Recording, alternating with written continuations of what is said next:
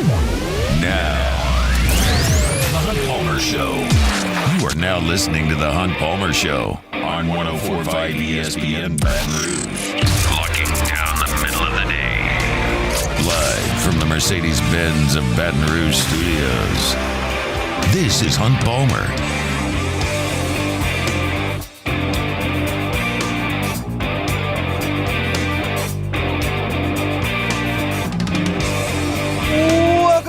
Hunt Palmer coming to you from Mercedes-Benz at Baton Rouge Studio downtown in the capital city on this Wednesday. About half the work week in the rearview mirror. Appreciate you hanging out with us here on 104.5 ESPN Baton Rouge. Got Jacob Beck and Cassie Spazzali back there on the ones and twos. Koki Riley in 15 minutes. Covers the LSU baseball beat for the Advocate. And he'll be with us talking LSU in Southeastern as they'll do battle over in Hammond at 6 p.m. It's a What If Wednesday. Still got some room for those. If you're filing into the Bayou 4 chat, or can find me on Twitter at HuntPalmer88. Send those our way. We'll get to some what ifs. I want to talk LSU tight ends. I want to talk LSU Southeastern baseball. I want to talk about potential new quarterback headed to the NFC South as well. And in hour number 2, Andrew Hutchinson, best of Arkansas sports, is going to join us to talk about the Razorbacks. LSU and Arkansas basketball tonight from Bud Walton Arena in Northwest Arkansas. And that's where we'll start today. The penultimate game of SEC play for LSU as they travel to Arkansas. I was looking at a bunch of Arkansas stuff. I've watched them play a lot this year. We previewed them for the LSU-Arkansas game in the PMAC just a few weeks ago. So I've got a pretty good handle on what Arkansas is, and so I knew the direction this preview was headed. But I wanted to play a little game here and just kind of use numbers to manipulate some things. Just to have a little bit of fun. If you're listening, you're well aware that Arkansas hasn't had a very good basketball season. But what if I told you, as LSU enters a game at Bud Walton Arena in March, that this is the opponent they'll find? This is a program that last year beat Illinois and Kansas and made it to the Sweet 16 in the NCAA tournament. The year before that, reached the Elite Eight. They beat Gonzaga, who was a 1 seed. The year before that, they got to the Elite Eight again and only were beat by the eventual national champion Baylor. And they've still got the same coach that made those 3 runs in the last 3 years. This year's team, preseason, was ranked in the top 25. They beat Purdue in an exhibition, I'll mind you, but beat Purdue in front of a full house. Duke came to Bud Walton Arena. Game day was there. Arkansas won that game. And not even in the distant past. They went to Rupp Arena this week and scored 102 points. If I told you all that, you'd go, whoa, that's a hell of a basketball program. 3 straight second weekend runs in the tournament. Preseason ranked, beating Purdue and Duke. Going to Rupp Arena, scoring 102. Like, all that sounds pretty good. Nothing else really does, though, when you look at Arkansas. They're 14-15 overall. They're 5-11 in league play. One of the most feared venues in all of the Southeastern Conference across any sport is Bud Walton Arena. I don't think that's hyperbole. I remember talking to Andre Stringer, who said that was the toughest place that they played, was Bud Walton. Arkansas in league play this year at Bud Walton Arena is 3-5. They lost to Vanderbilt. They lost to Tennessee by 29. They lost to Auburn by 32, the worst defeat in the history of Arkansas basketball in SEC play. They've got 5 wins in league play, and 2 of them are against Missouri, who hadn't beaten anybody since Christmas. It's hard to imagine how things have fallen apart like this for Arkansas unless you just kind of come to grips with the fact that this is going to be most programs. Most programs, even the really good ones, are going to have their good years, but they're going to have years where the roster composition just doesn't work. With the transfer portal and guys leaving early for the NBA, which Walsh left Arkansas, Black left Arkansas. And so you try to go out and fill needs with transfers, and sometimes you hit, and sometimes you whiff. And at this point, it would be hard to say anything other than the fact that Arkansas just whiffed on transfers. You look at their numbers this year, and we'll get into how LSU needs to play and what happened when these two teams met in the PMAC, but Arkansas still plays fast under Eric Musselman. They're 29th in the country in possessions per game. They get up and down the floor, but they're not great when they get into the front court. They're 175th in offensive efficiency. But because they play fast, they still are reasonable in terms of points per game, 68th in the country. But the shooting numbers are not good. 154th in the country in shooting percentage, 252nd in the country in three-point percentage. They don't assist very much. They're 316th in the country in assists per possession. They don't offensive rebound, 281st. All these numbers stink. Shooting percentage, threes, twos, assists per possession, offensive rebounding, all bad. But then you get to the number that leaps off the page at you. And it's not dissimilar to some of the teams that LSU has played in recent weeks, Georgia being one of them. Arkansas is 4th in the nation in free throw attempts per game. They are 2nd in the nation in free throws made per game. Pretty simple, huh? They don't shoot it well from 2. They don't shoot it well from 3. They don't offensive rebound. They don't dish. It's a team that drives. They drive to score. LSU did a pretty good job of containing Georgia on the drive. That's what they want to do. They did a pretty good job of containing Vanderbilt on the drive. That's what they want to do. You're going to have to do a good job tonight of containing Arkansas off the bounce. That's what they want to do. Defensively, they're 264th in the country in efficiency. They're 287th in steals. They do block shots. They're 7th in the country in shots blocked, and having Trevin Brazil back to do some of that is certainly a help to Arkansas. But the only number that jumps out here is the free throws. Now, if you look at Arkansas from a personnel perspective, Tremont Mark is their best player by a significant margin. He's the transfer from Houston. They brought him in. He shoots a ton, 316 field goal attempts in this year, and then in conference play, 186 attempts. He's shot the ball a ton, and he's a decent three-point shooter. He scores 17 a game in league play. He's the first guy you've got to deal with. Khalif Battle is second. That's a guy who averages 12 a game for him. Nobody else on the roster after Tremont Mark and Khalif Battle averages more than 8 points in league play. Trevin Brazil can make a difference, though. This is a guy who was considered a potential first-round pick when he transferred from Missouri to Arkansas. He's nearing 7 feet tall. He's really rangy. He can jump. He's a good athlete. He's a good player, and he missed a month. He was out from January 24th to February 24th, but he has returned into the lineup here for this Arkansas team. When I looked back at the box score from LSU and Arkansas in the PMAC, that game was played on February the 3rd. It was a game that LSU won very comfortably. 95-74 was the final. It was a 21-point win for LSU, and it went that way for a number of reasons. Will Baker came out of the gate just roaring. He was fantastic in the game. He played 32 minutes. He scored 25 points. He was a 9 of 11 from the floor. He was 4 of 5 from the three-point line. That was a phenomenal effort for Will Baker, and it was in that stretch where he was playing really good basketball. Trevin Brazil was not available in that game. He will make things very difficult for Will Baker tonight because he's way more athletic and he's longer. So Baker's more physical. He's more filled out.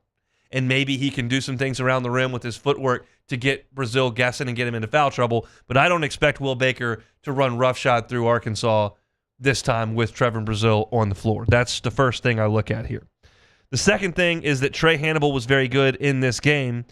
He started. Jalen Cook did not. In the game, Trey Hannibal had 4 assists, did not turn the basketball over. He was plus 18 when he was on the floor. That's got to continue. Trey Hannibal has been really, really good in a spot that I did not expect him to play very much of this year. I thought Cook would be the guy. Then when Williams was the starter right out of the gate when Cook was suspended, and then Cook was ruled eligible, I was like, well, you're not going to see much Trey Hannibal. You are tonight. He needs to play as well as he did in the game the first time around. LSU is just great all across the board against this Arkansas team offensively in the PMAC. LSU in the first half shot 63% from the floor. They were 7 of 12 from three-point range in the first half. That's a cool 58%. They were good from the free throw line as well in the first half, 8 of 11, but it didn't even cool off really because when the dust settled and the game was over, LSU had shot it from the field goal range 55%, 52% from 3, and they made nearly 90% of their free throws. It was an offensive clinic that LSU ran here in Baton Rouge. Kentucky didn't have any problem scoring on Arkansas back on Saturday. Now, Kentucky's better than LSU on offense, but they scored 111 points. So this Arkansas team is just not very good on defense, and that proved itself out when you let Vanderbilt go into Bud Walton and win. The question is, can LSU replicate this to some degree? I mean, they built a 28-point lead in the first game against Arkansas early in the second half. It was not competitive. And I thought, based on where this team is and where the expectations were, because you would have thought for sure this is an Arkansas team that was going to go to the NCAA tournament when we opened this college basketball season. Now that goal's way off the table. And you figure maybe a lack of effort. And that may have been showing itself when you play Vanderbilt and you lose at home. But the effort that they displayed against Kentucky on Saturday would not suggest that's a team that's quit. I don't know if it'll be a sold-out house. Don't know if it'll be a packed environment. They're a little soured on this team, and they've got a tendency, kind of like we do here, to switch over to baseball when things are going south in basketball. So maybe not a full arena for at Bud Walton tonight. We'll ask Andrew Hutchinson in hour number 2 what he expects in terms of a crowd. But to me, this game comes down to 3 or 4 things with LSU. One is going to be a constant with this team no matter who the matchup is against, and it's the turnover situation. Because when they start turning it over 18, 19 times, that ain't going to get it. If it's down closer to 12 or 13, you cut 5 or 6 off that number, all of a sudden you're going to get enough shots up and you're a good enough shooting team, you ought to be able to score in the 70s and 80s at that point. That's a huge key for LSU no matter who they play. So that's big on Trey Hannibal and Jordan Wright in this game. The second thing for LSU here is to keep Tremont Mark away from the rim. He's an okay three-point shooter. He's an okay jump shooter, but he's a really good slasher and attacker, and you can't let him just parade to the line. Arkansas did get to the line a lot in Baton Rouge. 33 attempts they took, made 22 of them. You just were fortunate that Arkansas had a day where they shot 3 of 13 from the three-point line. Keep Arkansas off the free throw line. Make good on your turnover situation. And then the last question here would be, how does Will Baker handle Trevin Brazile? I'm nervous about that one. I feel like LSU should be able to be okay from a turnover perspective. I think they can slow down Tremont Mark to an extent. I'm concerned about Baker's matchup. I think this could be a tough one for him. Hopefully he proves me dead wrong. I would love that. But that's kind of where I am here. I'll give you my pick at the end of the show for LSU and Arkansas. It's a 6 o'clock tip tonight. If you'd like to listen to it, you can on our sister station, Eagle 98.1, pregame at 5:30. It'll be John Brady up there with the voice of the Tigers, Chris Blair. They'll be on Eagle. That means baseball tonight at Southeastern. We'll jump over to 100.7 the Tiger. That's where you can find them as they take on Southeastern. We'll talk about that coming up next with Koki Riley of The Advocate. You're listening to The Hunt Palmer Show. You are now listening to The Hunt Palmer Show. In times of need, get a full list of phone numbers, websites, and other important emergency information on the Demco Stormwatch page at 1045ESPN.com.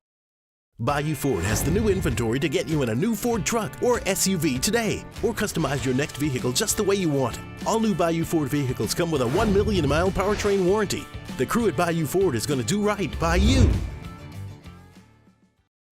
Electricity is all around us, and our families depend on it. Every day is sparked by the power of a cold drink or a warm meal, a movie night, and a comforting light at the end of a dark hallway. From sunrise to sunset, playtime to bedtime, our team is ready to take care of your electrical needs. Even in the case of an after-hours emergency, the light in your life shines brighter with Mr. Electric. The Windsor Senior Living Community in Mandeville, Louisiana is a beautiful, vibrant apartment community geared toward seniors. They are nestled right in the heart of Mandeville, where seniors live a more carefree lifestyle in spacious apartments with the peace of mind that comes from having a little extra help. Call the Windsor at 985-624-8040 to schedule a lunch and tour. Come see how the Windsor can be your passport to peace of mind. There it is, the extra mile, on the border of expected and extraordinary, for those willing to go further, like vans customized for work or play. with safety and tech to keep you connected. Supported by a 5-star sales, service, and finance team. And backed by the 1-star you know. So go the extra mile. It's never crowded because so few have what it takes to go there. Mercedes-Benz Vans. Jerry and Benny Payne began Central Plumbing Company out of their driveway in Tanglewood subdivision. 50 years later and 4 generations down the road, we continue to serve Baton Rouge and the surrounding areas for all of their plumbing needs. Residential, commercial, industrial, or hospitality, Central Plumbing is here 24/7, 365. We want to thank our customers, family, and friends for 50 years of success. And looking forward to 50 more. Breck teamed up to reimagine your parks, and you imagined big. With your help, we went to work, creating 12 beautiful community parks across the parish. A family-sized water park, miles and miles of trails, and parks just for your dogs. There are more places to splash, to explore, to run wild, and even soar. You imagined, we delivered. Gold. Breck, your #1 park system in the nation. Value Chrysler Dodge Jeep Ram is taking $17,500 off new 23 1500 Bighorn trucks. We're open for business in our beautiful new showroom and taking $17,500 off new Ram 1500 trucks. All new Bayou vehicles come with a 1 million mile warranty. The crew at Bayou Automotive is going to do right by you.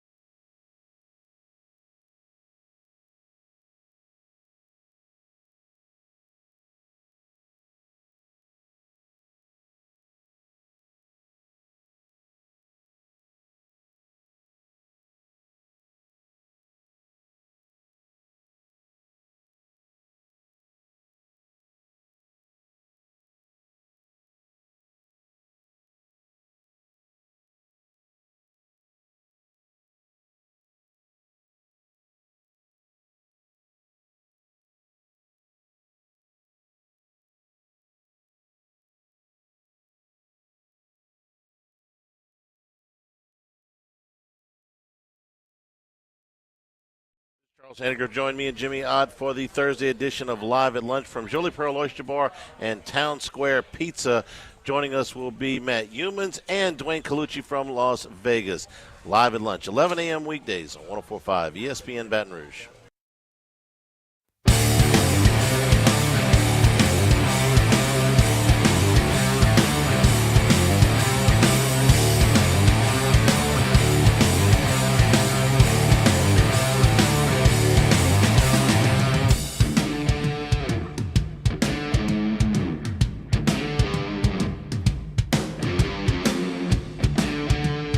You're listening to the Hunt Palmer Show on 104.5 ESPN Baton Rouge. It's Wednesday. That means the what ifs are rolling in. Got a hypothetical of me taking a suite at Wrigley for Game 7 of the NLCS or Masters passes. So we'll get to that. We'll get to that. Giving it away right now, huh? We'll get to that in the next segment. It's a tease. That's what we call it in the biz here, Beck. Yeah, well, it wasn't even really a tease. You just said the whole what if. So I mean, yeah, but I didn't give my answer. That's true. But I think we know what the answer is going to be. But we'll see. We will see. But we'll hold that for another 15 minutes because we got our guy Koki Riley, LSU beat reporter for The Advocate, covering the LSU baseball team. He's with us every single Wednesday and joins us now. Koki, how was Houston? It was great. Had some really good food. I enjoyed the ballpark, and no, it was a successful weekend for LSU as well. How are the press facilities at Minute Maid? I would imagine pretty good. It was less than desirable, the experience. I'll just say that. All right. I don't want to be throwing people under the bus or facilities under the bus too much on live radio, but it wasn't perfect. And Michael Cobble, who works at WBRZ, tweeted about some of those things. Okay. I'm not willing to do that publicly the way he did it, but I know he did tweet out some stuff, and there were some other things as well. And it wasn't perfect, but at the same time, it was like, being on the field at Minute Maid Park and, being at a major league stadium like that and kind of getting a major league environment in the first game against Texas especially, and even in the second game, that was really, really cool. So yeah, that sure. was kind of the highlight for me, for sure. Life on the college baseball beat. You go from Minute Maid Park in Houston to Hammond, America tonight, and we'll talk about that coming up here a little bit later. But I want to talk about LSU's week in Houston. What was the most impressive thing that you saw over the 4 games? I think it was the way the offense handled LeBaron Johnson. And LeBaron is easily the best pitcher they have faced this season. He'll probably be one of the better pitchers they'll face all year. And they handled him, and they made him work. And they forced him to throw up in the zone, which isn't necessarily his strength. And by forcing him to throw the ball up in the zone and spoiling pitches, he couldn't get to his secondary stuff quite as often. And they made him try to locate, and pitch like a pitcher. And he just couldn't quite do that. And they worked counts. They got on base. They had a couple of decent hits, and they got to the underbelly of Texas's bullpen. And eventually, he was able to put up 6 runs, and it could have been even more. So it was just a very impressive offensive performance, and it was a good, I guess, sneak peek preview into like what this team's ceiling could be offensively. Because we know there's going to be peaks and valleys with this offense this year. Again, we've said this a million times. They don't have the veterans that they had last year. They don't have the professional college hitters, as I like to call them, the Gavin Nugoses, the Braden Joberts, the Cade Belosos of the world, even Trey Morgan, Dylan Cruz especially. And when you have more inexperience at those spots instead, and you have talented guys for sure, but when you have inexperience at those spots, then you're going to have some peaks and valleys. And I think the first 4 innings of the game against UL was one of those valleys, and the Texas game was definitely one of those peaks. So that Texas performance I just thought was very impressive. I don't know how you felt about the LSU offense before the first pitch was ever thrown this year, but do you feel differently today than you did then?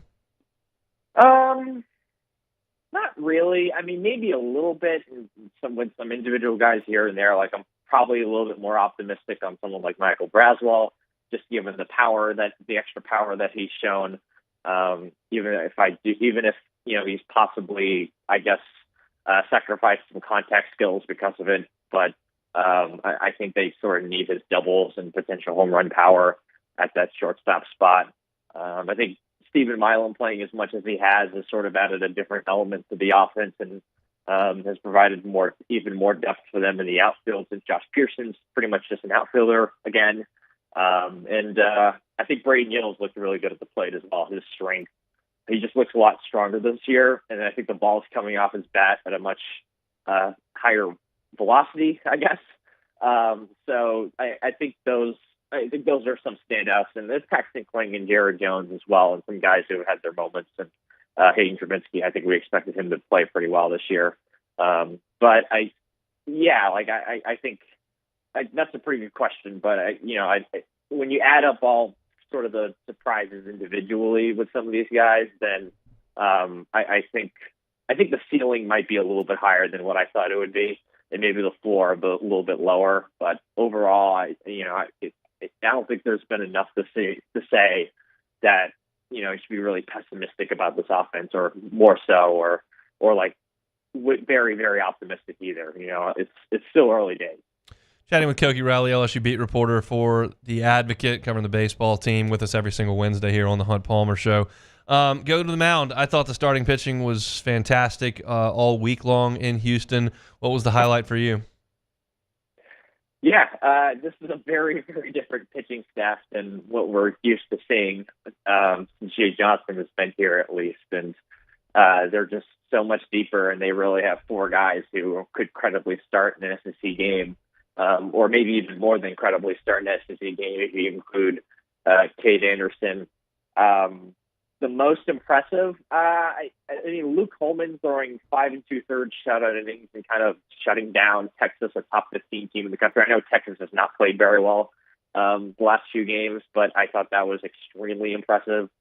Gage Jump going the full 5 innings, going up to 76 pitches. Like, it's hard to pick one thing that was the most impressive, because there was just so many impressive things that happened with the starting rotation. I mean, they didn't give up a run until there were 2 outs in the 5th inning on Sunday, the starting pitchers, which is just remarkable. They didn't give them an earned run. If you include the Rice game, they didn't give them an earned run for, 3, almost 4 full starts, which is crazy. So, like, will that keep up for the rest of the season? No. I mean, SEC play, there's teams that there are probably going to be some games where they give up some runs, or even more than a few. But I think overall, like, this is just a much deeper pitching staff than we've ever seen them have, and that includes last year's team that won the national championship.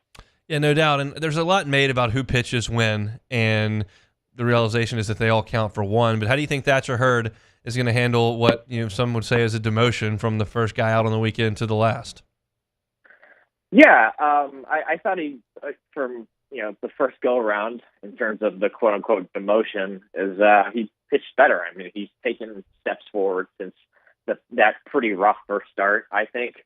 I thought he got a bit unlucky in his second start, and I think he got even a little bit unlucky in this start as well. There was a couple of plays at shortstop that, I thought Michael Braswell at least could have made, if not should have made. And those were plays that, Jordan Thompson's there last year. I think he makes them. And so there was some of that going on. And even he gave 2 earned runs, but maybe one of them should have been earned. And then, there was a weird play. I think, it was a couple of weird plays. It seems like with Thatcher, maybe I'm wrong with this by saying this, Hunt, but it just seems like weird stuff constantly happens to him, whether it's ground balls that just get through, or plays that the shortstop or the second baseman just can't make, or someone makes an error in the outfield, or he barely missed the play on a 3-2 call. I feel like weird stuff like this happens to him consistently, and I can't really explain it.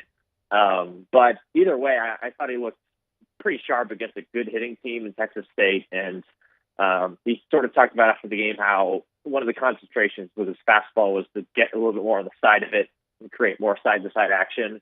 And you can just sort of see that with some of the movement of his pitches. The Hawkeye system, which is the advanced analytics system, and that's in every Major League ballpark that they used for this weekend. So we were able to sort of see the profiles of every pitch and every hit in a lot more detail this past weekend than we usually do with college games. So that was a great treat for me, and helped me sort of learn about exactly what's going on with some of these guys and their movement profiles. And they were categorizing some of Thatcher's fastballs as cutters in this game, even though he doesn't have a cutter. And that just goes to say how much movement that was going on with his pitch. And same goes with Gage Jump and his fastball, that they counted as a sinker when he was throwing it lower in the zone because it was getting so much movement. I think his fastball showed very good movement. And when he's locating his fastball, I think that's really a key, because we know his breaking stuff is so explosive. So it's, just finding that consistency with the fastball location especially, and just not giving up, some of those hits, some of those contact plays where, sometimes it's bad luck, sometimes it's just getting hit hard. So, and again, you give up 7 hits in this game against Texas State. They're a pretty good offensive team, but I think, there's still plenty of, I think that kind of goes to show that he still needs to improve. And and he knows that too, because he just wasn't, even though he was pretty solid against Texas State, he wasn't very happy after that start. And I think he knows that he still has, some ways to go to sort of reach his potential that we saw in Omaha. It'll be Southeastern tonight. Kate Anderson will get the baseball. What do you think Jay Johnson has in mind for his role moving forward? Is there a chance to stretch him out as a midweek starter every week, or do they have to limit that so that they can use him during SEC play on the weekends? I think for now he's an SEC. Right now he's the midweek starter, but if something happens to one of the 3 guys, or someone doesn't perform well, say Thatcher takes a couple steps back, or God forbid, hopefully this doesn't happen, but there's an injury, then Kate Anderson could slide in and start in the weekends. Jay Johnson did not rule that out when he was asked about it. I think it was yesterday. And that wouldn't shock me. He has really good stuff. He pounds the strike zone. He has a really good curveball and changeup that we just haven't seen as much because of the competition that they've gone up against. And Southeastern's a pretty decent team. I mean, they beat East Carolina on Sunday, so this isn't going to be necessarily a total walkover. Southeastern is probably better than some of the teams that they faced in the first 2 weekends of the season. So because of that, I'm kind of curious to see what he looks like tonight. against the team that may be better than Rice. So if he keeps this up, though, I mean, he's going to want to run 9 innings. He's definitely a candidate and a guy who could probably start on most SEC staffs as like a Sunday guy. The fact that he's like the 4th starter on this team is pretty remarkable, and how well he's pitched, given the fact that he was basically out for 2 seasons with Tommy John. And the last time he had pitched was like the beginning of his junior year of high school. It's pretty remarkable how well he's played so far this year. New beat reporter for LSU baseball. He is Koki Riley. Follow him on Twitter at Koki, Koki. Riley is with us every single Wednesday, and he'll be in Hammond tonight as LSU takes on Southeastern at 6. Thanks for the time, Koki. Awesome. Thanks so much, Hunt. What If Wednesday coming up next, the Hunt Palmer Show. The Hunt Palmer Show.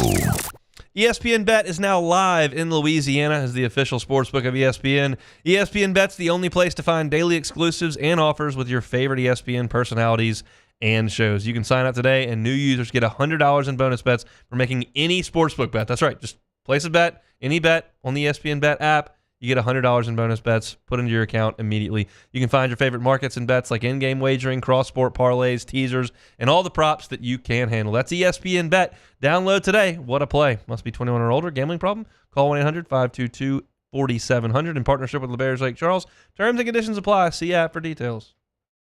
Our listeners fire off their opinions on the jimsfirearms.net hotline at 499-1045. Keep listening for your next chance to shoot us your thoughts with the jimsfirearms.net hotline on 1045 ESPN Baton Rouge. Bayou Ford has the new inventory to get you in a new Ford truck or SUV today, or customize your next vehicle just the way you want it. All new Bayou Ford vehicles come with a 1 million mile powertrain warranty. The crew at Bayou Ford is going to do right by you.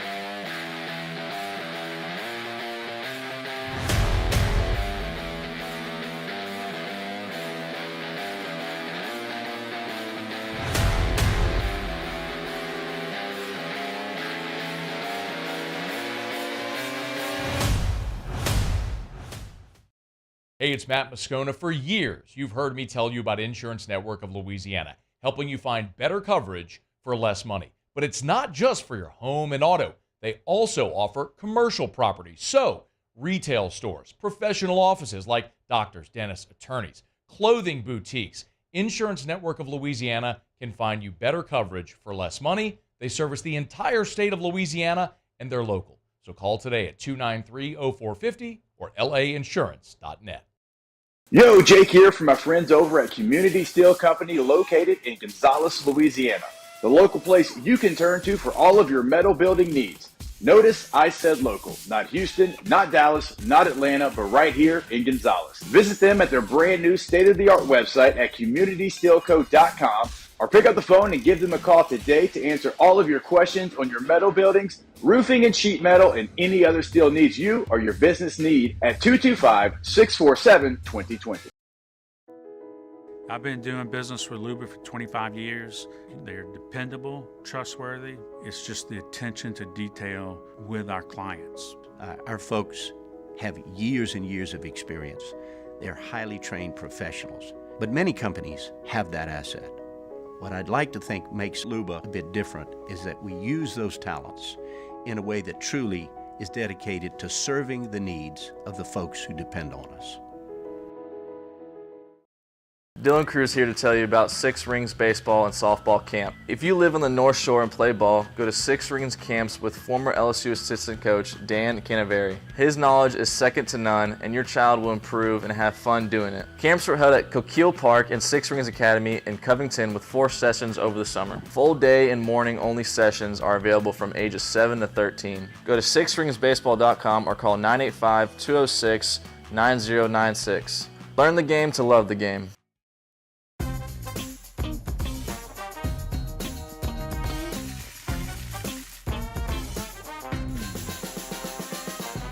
The best kept secret. Matt Moscona inviting you to join us for Wednesday's Hump Day AFR presented by Pluckers. Busy night. LSU baseball at Southeastern, LSU basketball at Arkansas. We'll preview all of it. So join us for Wednesday's AFR 3 to 6, 104.5 ESPN Baton Rouge.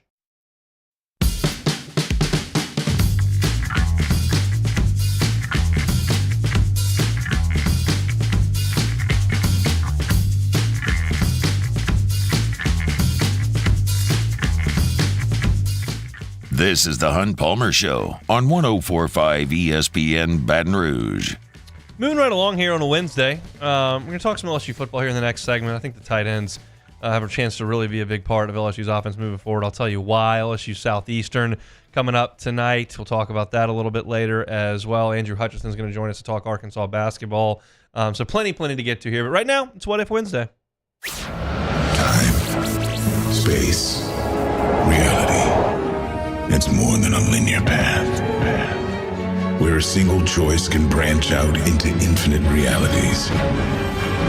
Follow me and ponder the question, what if? All right, first one here from Twitter. What if you had to choose between an all-inclusive trip for the entire Masters tournament or a suite at Wrigley for Game 7 of the NLCS? Those are good options. I hope either one of those makes its way into my world here in the coming days. But I think if I analyze this in totality, the Masters is a week.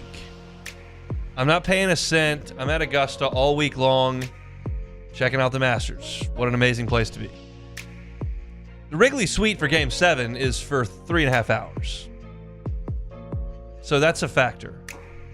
The other piece of this is the Cubs are my team, so there's a huge rooting interest there. The intensity is off the charts for that situation. And I've never been to a playoff game. For the Masters, I probably have a rooting interest at the end, but maybe not. I mean, if you get into a Justin Rose, Sergio Garcia playoff like they had, I don't want either one of them to win. So I'm not guaranteed anything from that perspective.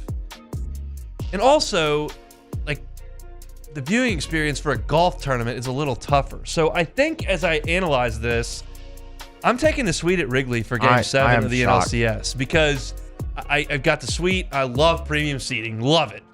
And I'm at Wrigley. I've got a rooting interest. The intensity's off the charts. Let's go Game 7. I mean, the Masters, yeah, it's incredible. I'm on the 12th hole. I'm watching them tee off. And I don't know what's going on in 10. I can't tell what they're doing over at 16. It's just not as easy to watch the tournament, and I want to watch the tournament. So I think I'm gonna take my chance to watch that on the couch and watch the Cubs from the suite. However, you asked me if I could play Augusta. You can throw anything else in there, and then we're going there. But for that one, give me the suite at Wrigley. Well, I am also a Cubs fan, but for me, it would have to be the World Series. The NLCS, to get to win the pennant? That's true. It is the game to get to the World Series, but still, man, the whole week at the Masters, not many people can say that they got to go to the whole week at the Masters. That's a lot. That's a lot of $2 beers at Augusta that I'd be putting down over the course of a week. All right, moving on here. This one's also from Twitter. What if you had the chance to change one event in history, but you wouldn't know what the consequences of the change would be beforehand? That's a little heavy for me. It is, I'm not really in a place to be in that kind of authority. I mean, clearly, the brain goes to immediately Saban stays at LSU, right? That's the most consequential thing that's ever happened in human history. Absolutely. We don't worry about the world wars, anything that's gone on previously. Yeah. Look, I don't. I'm not in a position. What was the worst catastrophe we've ever seen? I don't even know. Probably World War II. Yeah, I mean, we could cut that out. I'd like to bail on that. I wish Hitler would have just cooled out a little bit. Yeah, maybe just play some golf and not go nuts and try to revolutionize the world. Yeah. That'd been great, but that's probably where we land. Okay.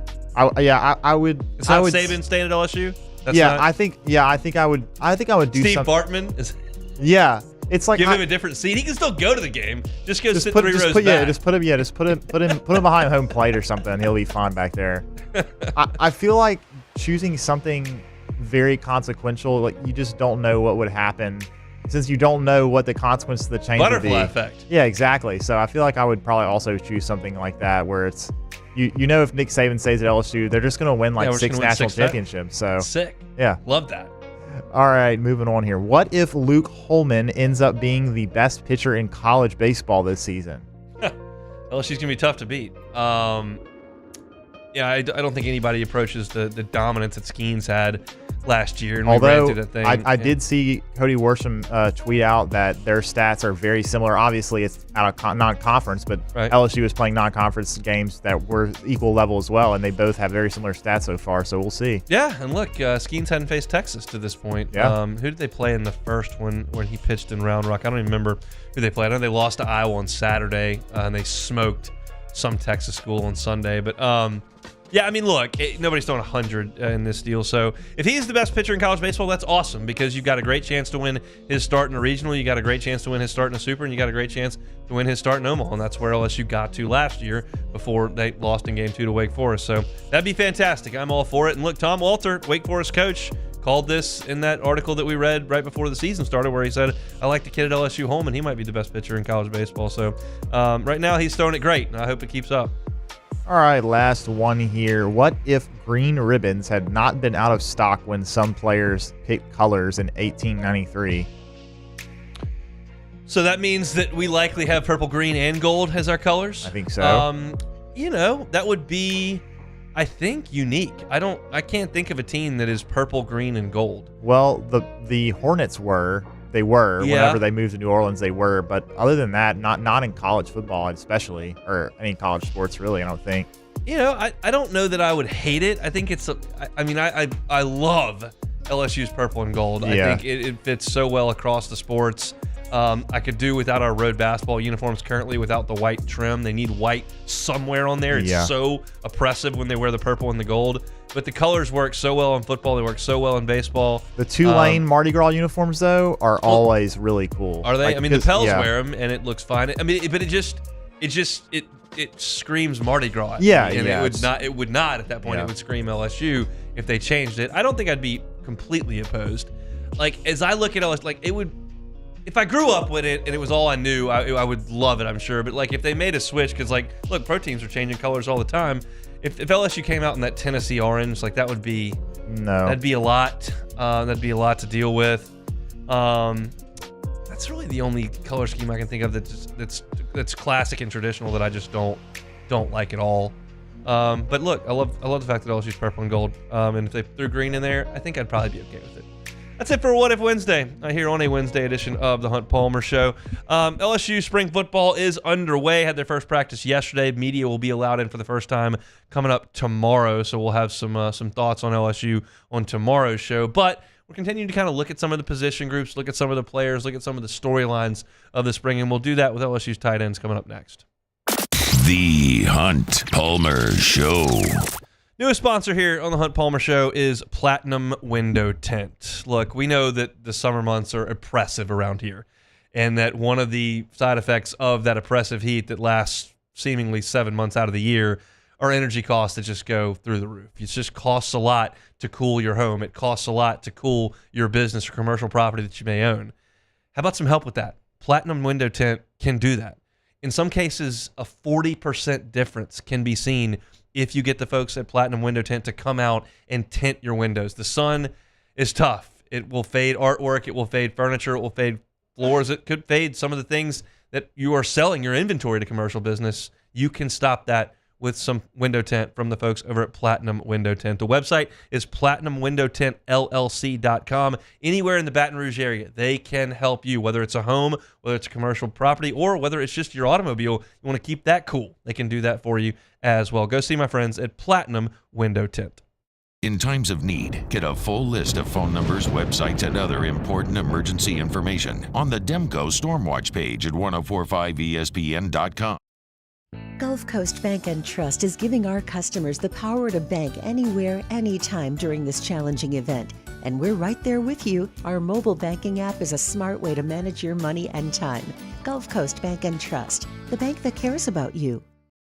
Elevate brand visibility, ignite customer engagement with the power of radio and digital advertising combined. Guarantee Digital Media brings the two together as a trusted media partner in Louisiana for nearly a century. Claim your free digital audit at guaranteemedia.com. He's here. Anyone want a Coors Light?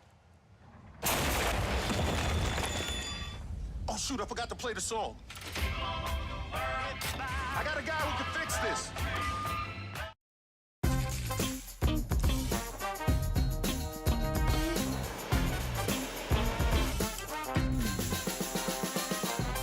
The best kept secret in town is out. Discover Tallulah at the Renaissance Hotel on Bluebonnet. There it is, the extra mile, on the border of expected and extraordinary for those willing to go further, like vans customized for work or play, with safety and tech to keep you connected. Supported by a 5-star sales, service, and finance team, and backed by the 1-star you know. So go the extra mile. It's never crowded because so few have what it takes to go there. Mercedes-Benz Vans. Breck teamed up to reimagine your parks, and you imagined big. With your help, we went to work, creating 12 beautiful community parks across the parish. A family-sized water park, miles and miles of trails, and parks just for your dogs.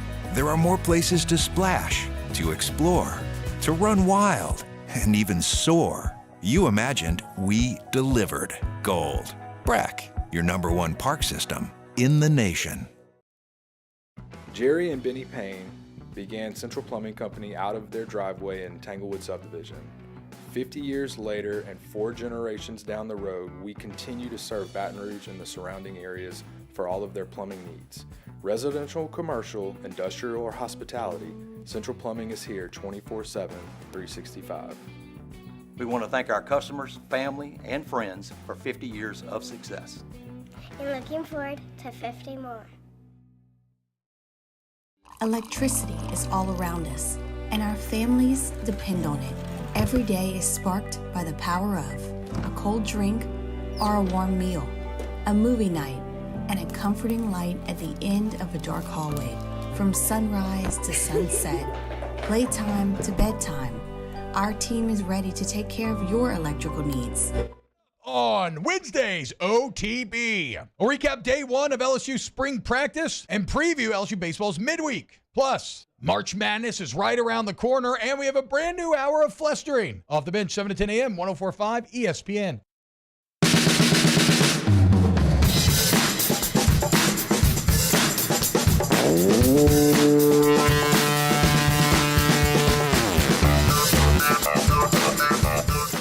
You're listening to the Hunt Palmer Show on 104.5 ESPN Baton Rouge.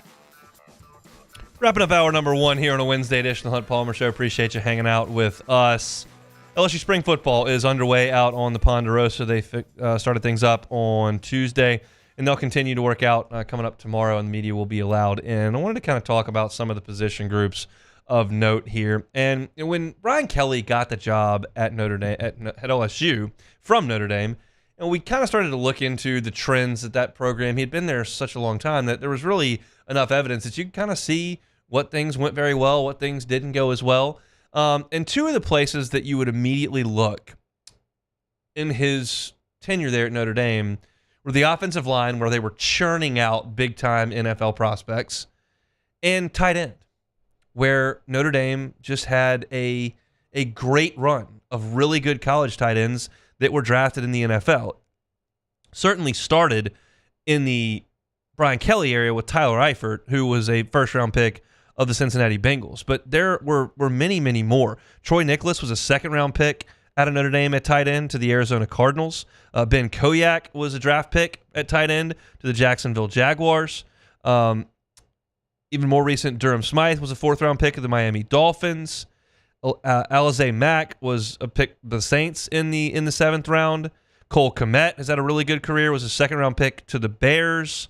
And then most recently, you saw Tommy Tremble, who was a 3rd-round pick. And then, of course, Michael Mayer, who was a really, really good tight end who went in the 2nd round to the Raiders. There were 6 or 7 tight ends drafted from Notre Dame in a decade run for Brian Kelly. That's incredible production during a time where the league, both college and the NFL, were spreading the field more and getting more 4 and 5 wide receivers out there and getting in the shotgun and spreading the field instead of running the play action stuff quite as much. And still, Notre Dame was producing great tight ends. And the ironic thing is that Brian Kelly shows up here and Eric Gilbert has moved on and transferred out. And then you had Cole Taylor transfer out, and you looked up and you're like, well, we don't have any more tight ends. We got this kid whose dad was really good in Mason Taylor, and we don't really know how good he is. And that's kind of it. So, Jack Mashburn, you go play tight end. I know you were a quarterback at St. Paul's, and you're a walk-on, but you're going to play tight end for us. And, like, that's all they had. And now, as he enters his third season, you look at that tight end room and you go, oh, yeah, this is the ticket here. You've got Mason Taylor coming back for his third year. And Mason Taylor has not been he's been a wildly productive player for LSU at tight end. I mean, you're looking at a guy who has started 25 games in his 2 years. He's made 74 catches. He's rolled up nearly 800 yards receiving, catching it at about 10 a catch, about 30 yards a game, and 4 touchdowns in his 2 career, including the most famous one, the one to beat Alabama. But he's a quality blocker, a good route runner. He's got sure hands. He makes catches on third down. He's been a really, really nice piece. And that's awesome. But the guys that LSU has brought in since then have a higher ceiling than Mason Taylor. Mac Markway is bigger and more physical. He doesn't run quite as well, but we saw how physical he can be just as a freshman last year. Kamorian Pimpton is Inspector Gadget in terms of his arms. There aren't a lot of things you can tell from going out to practice and watching him run through cones. You can tell Kamorian Pimpton is really tall and his arms are absurd. He didn't factor in last year as a true freshman, as you would imagine, with Mason Taylor there and with Markway doing the things that he did. But I think that there's reason to believe there's really good football in his future in Baton Rouge. And so you've got that very, very healthy dynamic of a junior 2-year starter leading the way, 2 guys who got their feet wet last year that have really high upside behind him, and then you bring in the most talented dude of them all in this freshman class. And that's from right here in LSU's backyard with Trey'Dez Green. And I don't know if Trey'Dez Green can put his hand in the dirt and get after an SEC defensive end or outside linebacker with some help from a tackle. I don't know. Maybe he can, maybe he can't. I'm not really sure. My instincts tell me today, probably not something you want to deal with. But I can tell you, speaking of things people don't want to deal with, linebackers and safeties don't want to deal with him because he's huge and he's probably a better athlete than them. I can't speak to every single linebacker and safety in the Southeastern Conference. There are a few of those, but strong majority not fit to run and jump with Trey'Dez Green. Most of them aren't fit to run and jump with Kamorian Pimpton either. And it'd be one thing if this was a Mason Taylor situation from 2 years ago where you had to have them come in and just figure it out. You don't. You can put them in advantageous spots. You can bring them along as quickly or as slowly as you want because you've got the stalwarts there who are older. But as I look at LSU's wide receiving group, and you would say, okay, Kyron Lacey, good 3. Are you a 1? I'm not sure. You would look at the 2 transfers you brought in, and you would go, pretty productive where you were. Are you ready to be a number 2 or a number 1 receiver in the SEC? I'm not sure. Chris Hilton, great speed. Really excited to see him in a full spring and in a fall camp. Can you emerge and use that speed to become one of the best home run hitters in the league? I don't know. Maybe not. Shelton Sampson, you ready to roll? I'm not sure. Kyle Parker? Well, there's a lot of talent, but there's question marks. Well, while you're figuring that out at wide receiver, you've got a bevy of options here at tight end that can help Garrett Nussmeier out.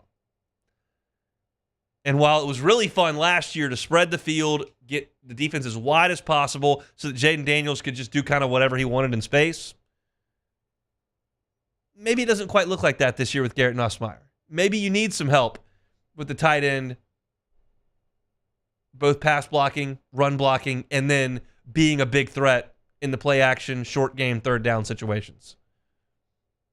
If that is the case and you need to rely on the tight ends a little bit more, this is a position group I'm ready to rely on. I think they have stocked the shelves excellently at tight end. And it's funny because the 2 positions that were in the worst shape when Brian Kelly got here were offensive line and tight end. I would argue pretty vehemently those are the healthiest two positions on the team now. There are some other spots that need some attention, and you're well aware, interior defensive line, secondary play. We got it. But the two positions you probably don't have to worry about out of all the ones on the field, offensive line and tight end. And what do we say when Brian Kelly got the job? Offensive line, tight end. It's a track record thing. And it's a positive that you can lean on that if you're a fan of LSU. I'm excited to see those guys out there, especially the younger ones moving around a little bit this spring. That's it for hour number 1 here on the Hunt Palmer Show. If you miss any of our LSU football segments, like the one I just gave you, Hunt on LSU is where you can find those. The YouTube channel, subscribe to it. All LSU football all the time. Don't have to worry about baseball. Don't have to worry about basketball. It's going to be football right there at your homepage. Subscribe to Hunt on LSU. We got plenty to get to in hour number 2. Saints division issues, talking some LSU Arkansas hoops, LSU Southeastern baseball. Come back after Sports Center. It's the Hunt Palmer Show.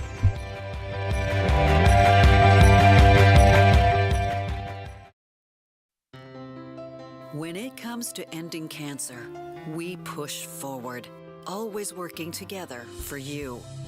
That's why our cancer experts at Ochsner have clinically integrated with MD Anderson Cancer Center. This means advanced cancer care, including access to life-saving clinical trials and integrating care to treat the whole you. Introducing Ochsner MD Anderson Cancer Center. Long live you.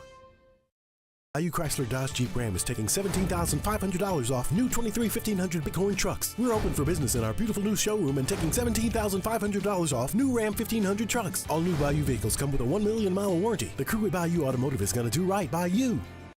It was a humid day, barefoot children play, looking for that summer shade. Time just slips away. Oh, Louisiana, some kind of hold on me. Like cypress stumps, your roots are planted deep inside of me. I've been doing business with Luba for 25 years. They're dependable, trustworthy. It's just the attention to detail with our clients.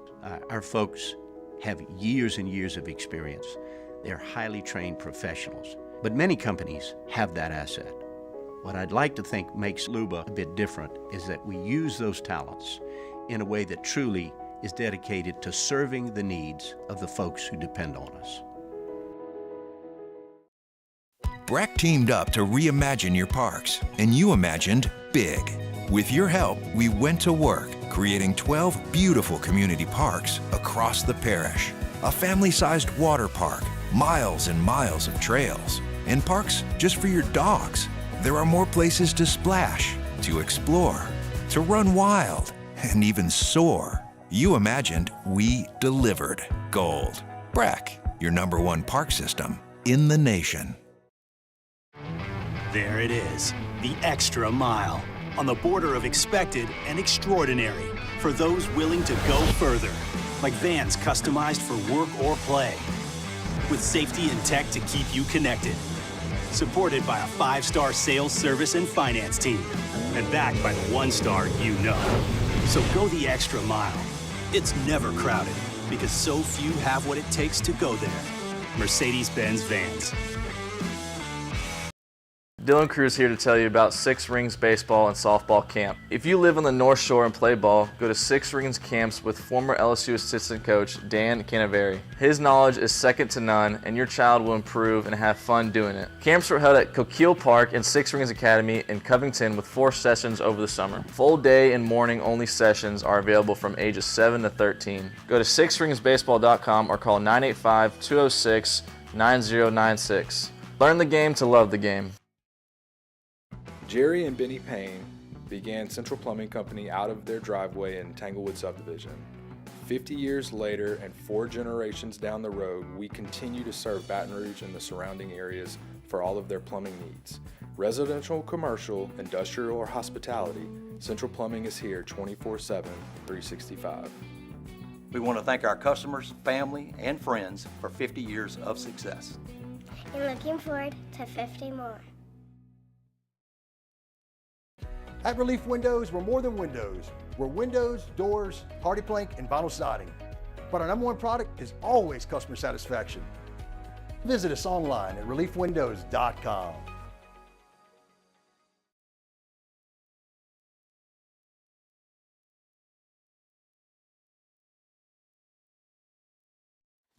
Is SportsCenter. I'm Christine Lisi. The Broncos have given soon-to-be-released quarterback Russell Wilson permission to immediately begin speaking and meeting with other teams in their home cities. According to ESPN's Adam Schefter, he'll be cut after the new league year starts next Wednesday. The timing of his free agency is a bit of a problem, though, for Wilson, explains unsportsmanlike co-host Chris Canty. At this point, all of these other teams have bigger fish that they're trying to fry. There are other quarterbacks that they believe are better options that they're going after. Now, they're not going to all land the quarterback that's at the top of their wish list. And so Russell Wilson then would become, I don't even want to say priority, but a more viable option at that stage of it. It's not going to happen fast for Russell Wilson. Our Chris Canty. Commanders filled a need at tight end, agreed on a one-year deal with veteran Zach Ertz. A Stanley Cup co-favorites added one of the better goal scorers on the NHL trade market. Panthers acquired winger Vladimir Tarasenko from the Senators for a couple of draft picks. Center Kamad Malawash of the NBA Academy in Africa in Senegal, top big man in the 2024 class, has committed to Duke. He's projected as the number 3 pick in next year's NBA draft. Hey, it's your resident Super Bowl champ, Chris Canty. Coming up Thursday, I'll tell you the one free agent that your team should sign if they want to be serious Super Bowl contenders. It's Unsportsmanlike, 6 a.m. Eastern, right here on ESPN Radio, ESPN2, and ESPNU.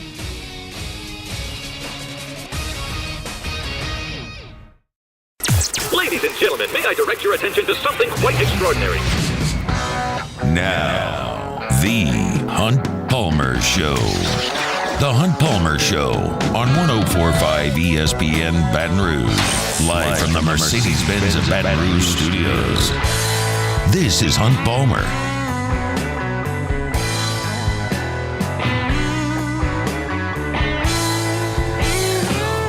Hour number 2, Wednesday edition of the Hunt Palmer Show. Half the work week in the rearview mirror. Appreciate you hanging out with us here on 104.5 ESPN Baton Rouge. LSU and Southeastern tonight from Hammond. A little interstate showdown and a little road trip for LSU. Rarely does LSU play that'd be 5. Good math. 5 straight road games, but they will play 5 straight road games, away from Alex Box Stadium as they went to Houston, played Rice last week, then 3 games in the Juice Box, and then they'll come home and then travel to Hammond to play another road game against Southeastern. I'll be honest, and it probably won't matter. But the RPI does appreciate a road game.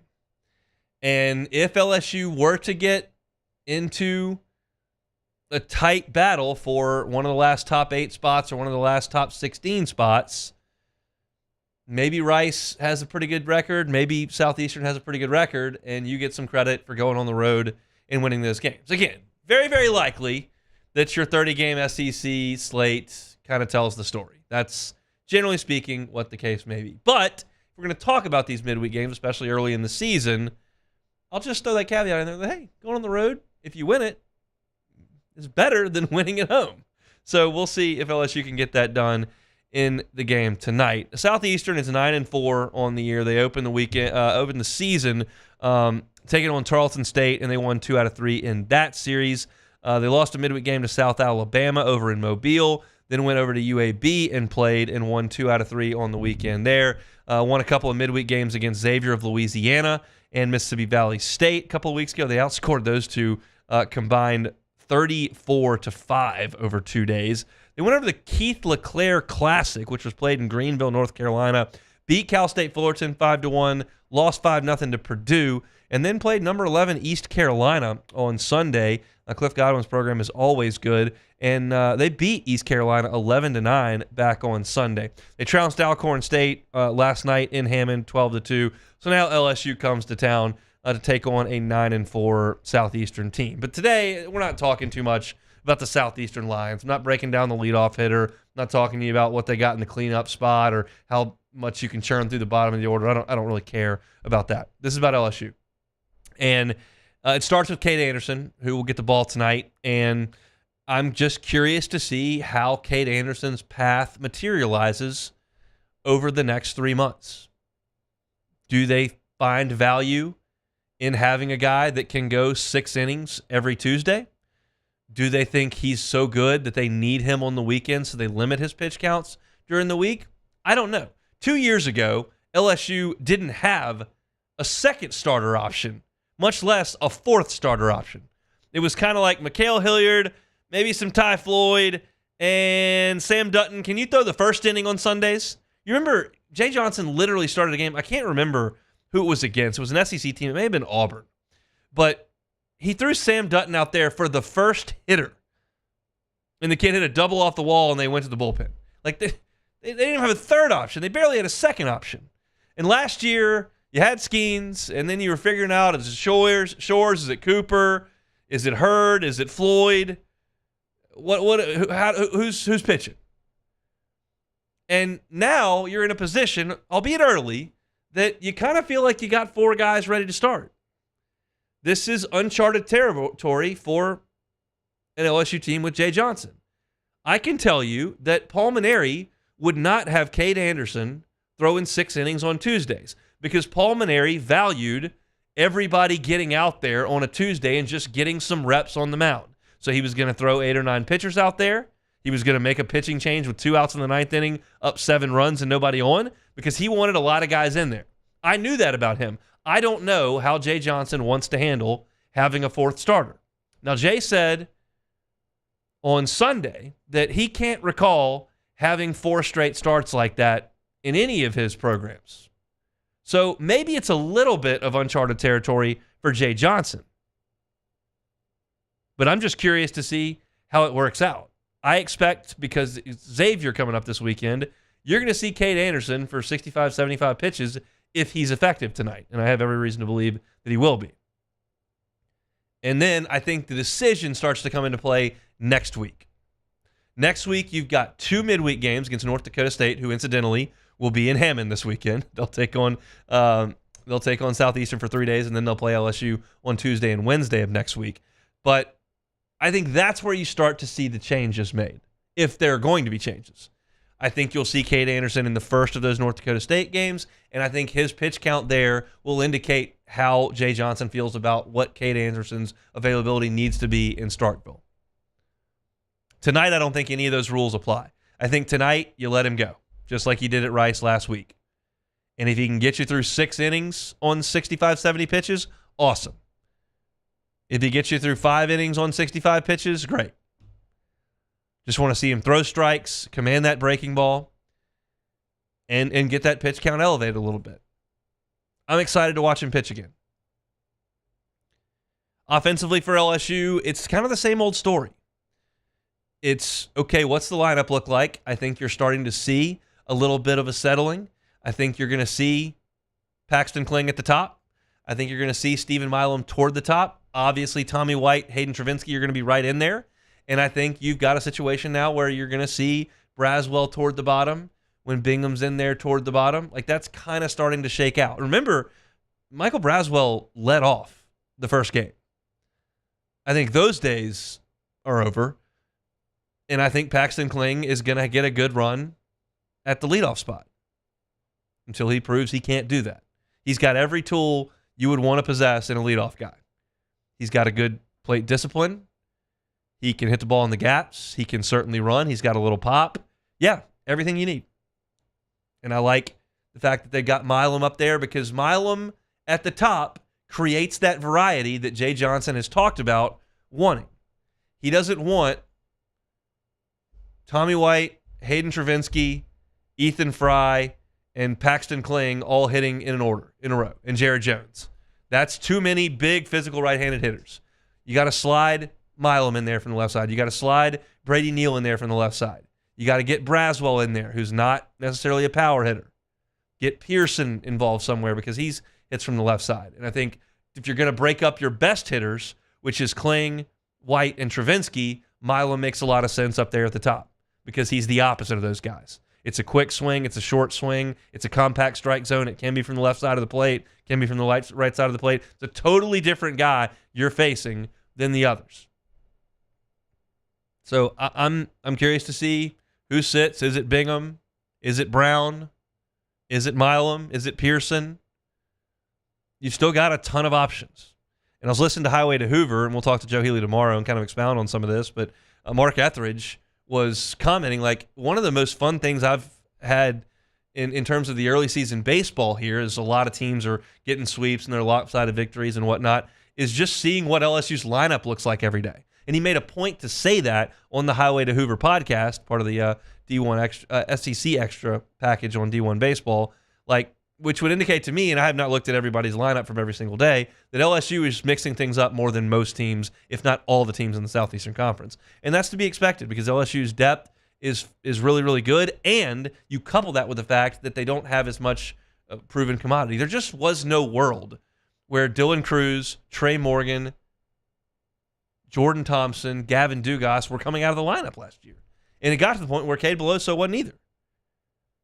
And then you had Tommy White as well. So, like, there wasn't room for variance. With this team, there is, until people wrestle spots away and just put their foot down. And it's a little bit too early for that. But it's a good test to go on the road. Should be a fun environment over there in Hammond. You'll have your share of Lions fans. You'll have your share of Tiger fans. And it'll be a chance for LSU to go on the road one more time before conference play cranks up. They'll get Xavier coming up this weekend, then 2 with North Dakota State, and then the 30-game gauntlet starts up out in Starkville, Mississippi. So excited for LSU and Southeastern. Those two will do battle at 6 o'clock tonight. You can catch that here in Baton Rouge on 100.7 The Tiger, because basketball up in Fayetteville is going to be on Eagle 98.1. Our baseball breakdowns all season long brought to you by Pluckers. Nicholson, Bluebonnet, 2 locations here in Baton Rouge, and that Breggy Creole Crush is real good. I told you that Sports Trivia last night I was going to give it a shot. It was exactly as Steve, the owner of Pluckers, had described it to me, and I'll tell you, it's got heat to it. But I don't love spicy food. I like crawfish that are really spicy. I don't want fire in the whole wings. I don't want my lips on fire and my mouth watering and my nose running. Like, that's not an enjoyable experience for me. So I want a little bit of heat, but not an overpowering amount of heat. That's what this Alex Bregman flavored sauce is getting you, and it's really, really good over there at Pluckers. So get on by Bluebonnet, get on by Nicholson, and ask for the Bregman sauce. It is really, really good stuff, and they'll have it all throughout baseball season, and they'll bring you our baseball breakdowns every single day here on the Hunt Palmer Show. Take a time out. When we come back, it's time to talk to Hutch. It is time to talk to Hutch. Andrew Hutchinson, best of Arkansas sports, covers the Razorbacks. Want to get his thoughts on the basketball game tonight, as well as the Razorbacks start in baseball as well. So come back with us on the Hunt Palmer Show. The Hunt Palmer Show. Boudreaux's Electric. Love telling you about Boudreaux's Electric. They are a certified Generac generator dealer, a premier Generac generator dealer. It means they're in the top 3% nationwide. Just $5.20 a day. $5.20 a day gives you the peace of mind that whether it's one of those powerful afternoon storms we get every summer, most afternoons, or it's a hurricane that blows through here, you have the peace of mind to know, hey, not going to have to worry about power outages. Whether you're riding a storm out at home and just want to have your power up and running, or if you evacuate and you come back home, your house is not 97 degrees and everything in the fridge and freezer is ruined. Give yourself that peace of mind from the folks over at Boudreaux's Electric. Get that Generac generator installed in your house today. They got a location down in Donaldsonville, got a new location in Gonzales. Check them out. It's Boudreaux's Electric. Our listeners fire off their opinions on the jimsfirearms.net hotline at 499-1045. Keep listening for your next chance to shoot us your thoughts with the jimsfirearms.net hotline on 104.5 ESPN Baton Rouge.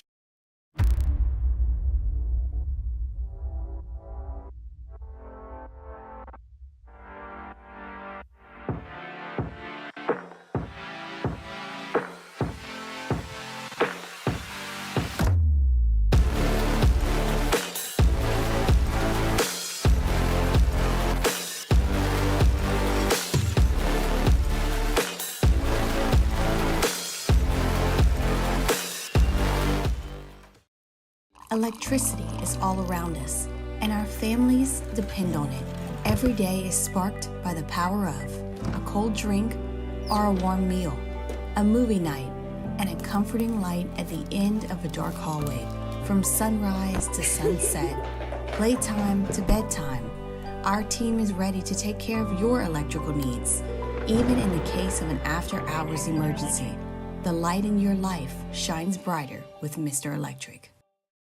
Hey, it's Matt Moscona. For years, you've heard me tell you about Insurance Network of Louisiana, helping you find better coverage for less money. But it's not just for your home and auto. They also offer commercial property. So, retail stores, professional offices like doctors, dentists, attorneys, clothing boutiques. Insurance Network of Louisiana can find you better coverage for less money. They service the entire state of Louisiana, and they're local. So call today at 293-0450 or lainsurance.net.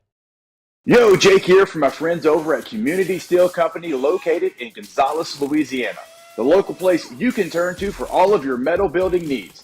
Notice I said local, not Houston, not Dallas, not Atlanta, but right here in Gonzales. Visit them at their brand new state-of-the-art website at communitysteelco.com or pick up the phone and give them a call today to answer all of your questions on your metal buildings, roofing and sheet metal, and any other steel needs you or your business need at 225-647-2020. There it is, the extra mile, on the border of expected and extraordinary for those willing to go further, like vans customized for work or play, with safety and tech to keep you connected. Supported by a 5-star sales, service, and finance team, and backed by the 1-star you know. So go the extra mile. It's never crowded, because so few have what it takes to go there. Mercedes-Benz Vans. Breck teamed up to reimagine your parks, and you imagined big. With your help, we went to work, creating 12 beautiful community parks across the parish. A family-sized water park, miles and miles of trails, and parks just for your dogs. There are more places to splash, to explore, to run wild, and even soar. Charles Hanniger joined me and Jimmy Ott for the Thursday edition of Live at Lunch from Jolie Pearl Oyster Bar and Town Square Pizza. Joining us will be Matt Humans and Dwayne Colucci from Las Vegas. Live at Lunch, 11 a.m. weekdays on 104.5 ESPN Baton Rouge.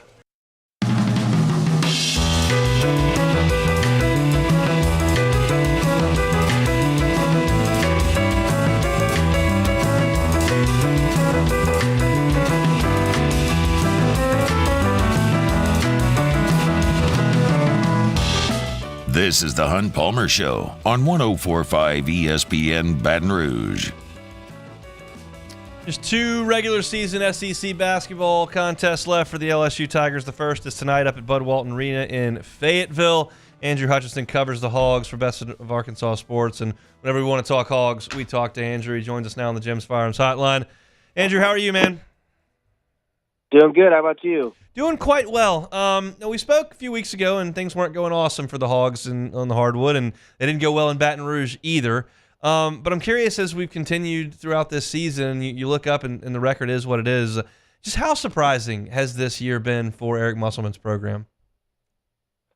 Well, I mean, this is a team that was preseason top 15. I think a lot of Arkansas fans thought it had a chance to make another deep run in the NCAA tournament. So to be one game under 500 and looking like you're going to be one of the bottom 4 seeds in the SEC tournament, it's pretty shocking. You know, this isn't something anyone really thought was possible. I mean, you thought maybe they would, there was a chance they could struggle or things like that, but to bottom out like they have has been pretty jarring. Yeah, it has been from afar as well. Around here, now LSU's basketball tradition isn't quite as rich as Arkansas's in the last 30 years, certainly not the last 3. But when things go south in basketball, the eyes quickly can start going towards baseball. Has that happened up in Fayetteville for the fan base? Oh, 1,000%. Yeah.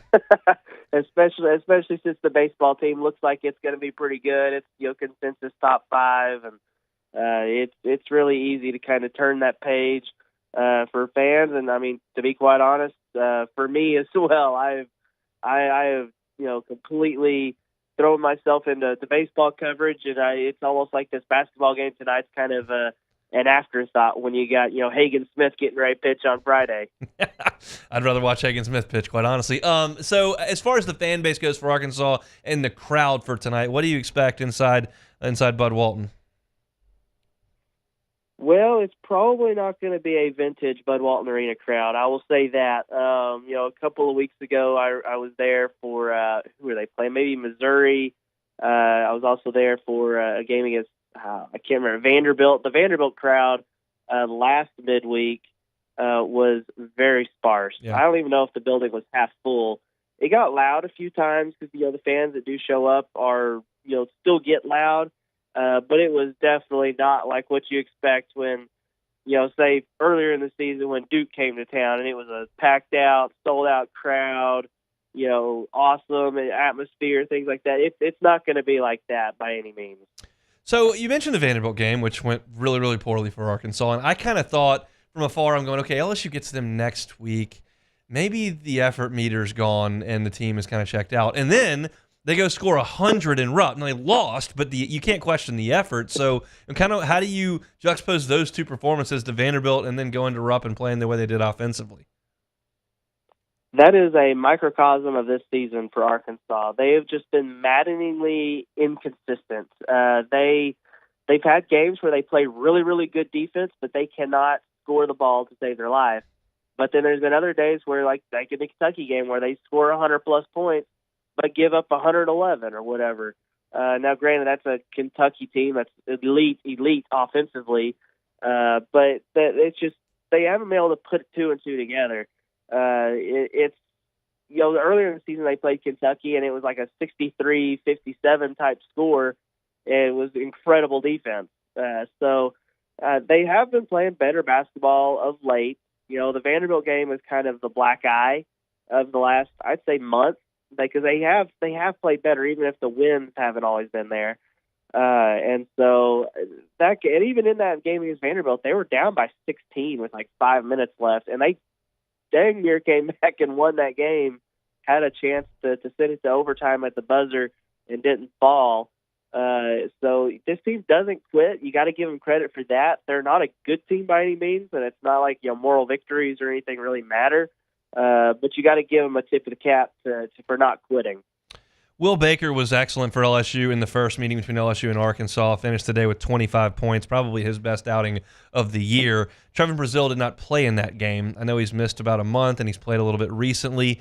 Is he 100%, and do you expect him to be able to go an extended amount of time tonight? Yeah, he played a decent amount of minutes against Kentucky. I can't remember how many he ended up finishing with, but I thought he played well, especially early in that game. And I would imagine, he played just a couple of minutes against Vanderbilt and played more against Kentucky. I would imagine if he's playing well that he would get to play full go, today against LSU. Another guy to kind of watch, in terms of, big men is Jalen Graham. He had missed some time with an injury, was supposed to be full go, ready to play against Kentucky, and then didn't make the trip because of academic reasons. If he's available to play, that would help as well. And I believe in that first LSU game that Mekhi Mitchell, another big man, was not playing nearly as well as he has played this last stretch of games. So several different options there. I would imagine now that he is at the top of the scouting report after what he did against Arkansas the first time around, and it'll be interesting to see kind of how Arkansas defends them this go-around. Tremont Mark's kind of been option number one for Arkansas all year. What's his game like? He is he's really good. I mean, he's a really good mid-range guy. Like you don't really see that a whole lot in today's college basketball or in basketball in general. He's got a decent three-point stroke. Doesn't shoot like a high volume out there by any means. He also drives to the basket, gets to the free throw line. But really where he lives is that mid-range. He's really good about driving and pulling up and scoring over people. So that's kind of where he does his damage. But you also got to be aware of Caleb Battle, too. He has been on an absolute tear lately. I think he scored 30-plus in his last 3 games. So it's to those between Battle and Mark, I would imagine those are going to be the 2 main offensive threats tonight. Well, let's switch over to baseball. You mentioned Hagen Smith. How much fun is to watch him once a week? Man, I mean, I feel like this is at least. I mean, we're still very early in the season, so I'm not making the comparison completely yet. But I would imagine it feels like what LSU fans felt last year watching Paul Skeens. Yeah. It is special stuff. His velocity is up a lot from last year. His slider is almost unhittable, and he's just striking out dudes left and right. I mean, he had 17 strikeouts against Oregon State. He struck out Oregon State's leadoff man, who's a projected top 5 MLB draft pick. Struck him out 3 times in 3 at bats. So he is incredible and has been super fun to watch just through the first few weeks of the season. As far as the rest of the pitching staff goes with Arkansas, I know that there was a lot of high praise for them preseason. Have they lived up to that with Tigert and Molina? Oh yeah, they've definitely lived up to it. I mean, both of those guys have been. I think this past weekend they each had 10 strikeouts in 5 innings. So they're striking out dudes at a high clip. They still haven't worked deep into games yet because they're still on pitch counts. Dave Van Horn's been very cautious with that. But they've lived up to the hype for sure. The pitching staff as a whole, I think they lead the country in strikeouts per 9 innings. They're like just ahead of LSU in that category. I think they're like top 5, top 10 in ERA, WHIP. All the pitching categories, pretty much, they're top 10 in the country. So they've lived up to the hype. Now it's just a matter of getting the bats going.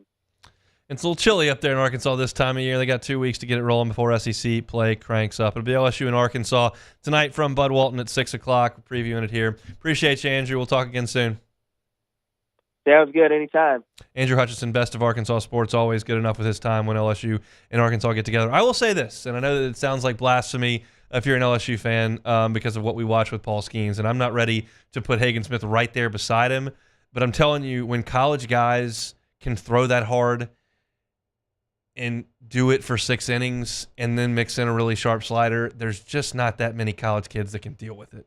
So the results may look fairly similar. I realize Hagen Smith got off to a little bit of a bumpy start this year with the first 3 batters where he gave up a hit and then hit a guy and gave a 3-run homer, and they had to take him out because it was the first weekend and he had thrown like 45 pitches. But when you come back out, and he was mentioning Travis Bazzana there, who he struck out 3 times, struck out 17 in just 6 innings, where he only got 18 outs against Oregon State. This wasn't against some directional school you never heard of. It was against Oregon State. Hagen Smith is, for my money, the best pitcher in the Southeastern Conference. I'm excited to see what Luke Coleman can do, and it's likely those 2 guys have a duel up in Fayetteville at some point very soon. But Hagen Smith is a dude, and LSU will have to deal with him a little bit down the road. All right, when we come back, some news in the NFC South that I think is relevant to the New Orleans Saints and what I think it could mean for the balance of power in the pitiful NFC South. That's next. You are now listening to The Hunt Palmer Show. One Bath and Closets, onebathandclosets.com is the website. Go check out the website. Always invite you to go to onebathandclosets.com. You can see pictures of their great work, whether it's what they do with the bathrooms or whatever they do with the closets. You can get testimonials from their satisfied customers, and you can do what I tell you to do every day. Get the free consultation. Have David Duvall and his team come over and just give it a look. Doesn't cost you anything. And then he'll say, okay, we can customize your bathroom to do whatever it is that you want it to do. If it's just a tub to shower conversion, take out a tub you never use and put in a glass walk-in shower, they're in. Whether it's a full-scale bathroom renovation or remodel, they don't need you to call 3 other contractors to get 3 other portions of it done. They handle it start to finish at One Bath and Closets. And I can promise you this, they will do it right the first time and leave the competition behind. David Duvall's been doing this for 30 years. He can do it for you. It's One Bath and Closets. The website is onebathandclosets.com. In times of need, get a full list of phone numbers, websites, and other important emergency information on the Demco Stormwatch page at 1045ESPN.com. Gulf Coast Office Products is a nationally recognized Savin office equipment dealer based right here in Louisiana. Over 100 employees strong, Gulf Coast has the boots on the ground to support all vertical markets, from education, engineering, legal, and finance. With the latest in office technology, from desktop to production segment units, Gulf Coast and Savin have the perfect fit for you. Call 225-756-2644. That's 756-2644 for Gulf Coast Office Products. The Windsor Senior Living Community in Mandeville, Louisiana is a beautiful, vibrant apartment community geared towards seniors. They are nestled right in the heart of Mandeville, where seniors live a more carefree lifestyle in spacious apartments with the peace of mind that comes from having a little extra help. Call the Windsor at 985-624-8040 to schedule a lunch and tour. Come see how the Windsor can be your passport to peace of mind. I've been doing business with Luba for 25 years. They're dependable, trustworthy. It's just the attention to detail with our clients. Our folks have years and years of experience. They're highly trained professionals, but many companies have that asset.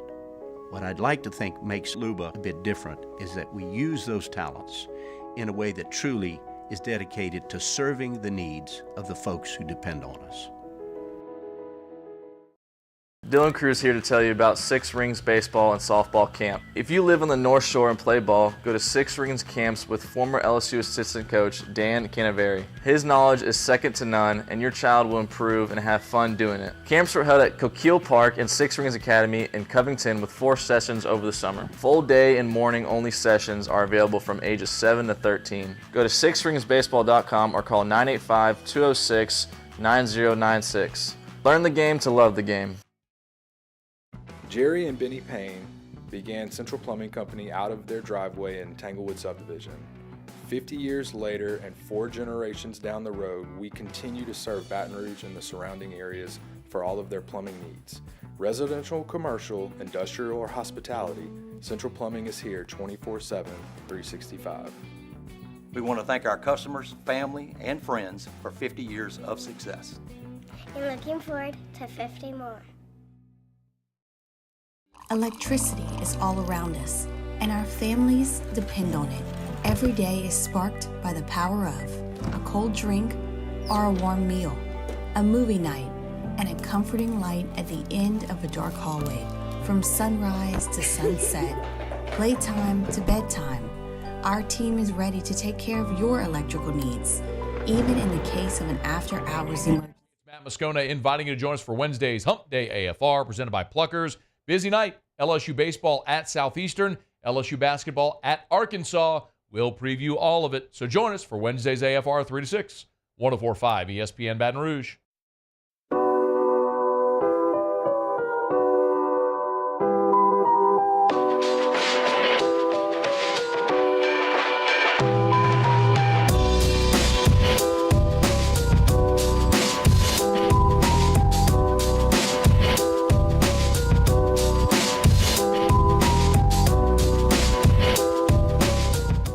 Discover the largest showcase of outdoor gear in Louisiana, featuring everything from fishing and hunting equipment to ATVs, boats, and more at the Louisiana Outdoor Expo, March 15th through the 17th at the Lamar Dixon Expo Center. Register for your chance to win tickets today at 1045ESPN.com.